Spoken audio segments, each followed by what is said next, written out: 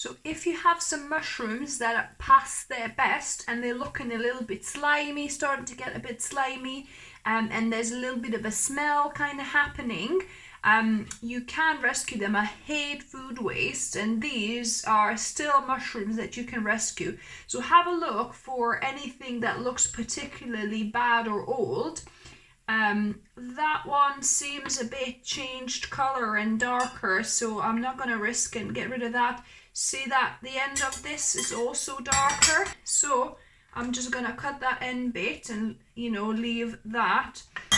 So anyway, when you kind of go through your mushrooms and they seem okay-ish but a little bit slimy, so add them to a bowl and pour just boiled water on them, just to cover them well, and give them a little bit of a stir, just so that any of that kind of slime washes off. So just maybe leave it here for a couple of minutes, you know, to do its job, and then we're gonna drain them.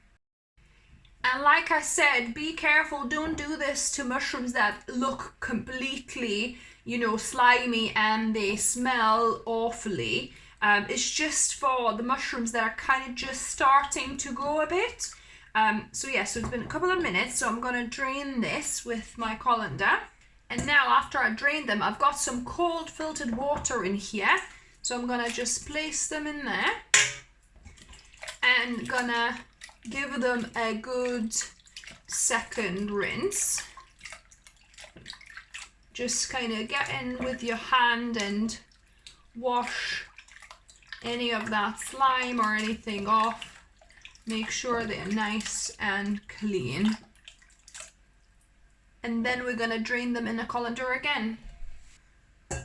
And now mushrooms are ready to be prepared as you normally prepare them. At this point though, for the mushrooms that can be eaten raw, I would not recommend it. I would say, you know, fry it or boil it or do some kind of further heat preparation, just to make sure you don't make yourself ill. So yeah, so I'm gonna just chop them into smaller pieces. And now I've got some onions frying here. I like using green olive brine to just deglaze the pan for when they start sticking. And I'm gonna add my mushrooms now. And you want to make sure they really get hot and frying and heated through or fried for at least 5 minutes. And the reason we want to make sure we really heat these mushrooms through now is to make sure that any kind of growth, mold, or a kind of bacteria, like bad bacteria that might have started to kind of develop as the mushroom was starting to go bad, so that they kind of completely get neutralized and cooked off. Hopefully we washed everything, you know, with our boiling water and clean water, but yeah, just an extra step to heat them through properly so they are cooked. Now my mushrooms have fried for about 8 minutes or so. So yeah, you want definitely kind of at least 5, but 7, 8, 10 minutes. So I'm going to switch that off. And you want to put in some kind of glass container. Add these in.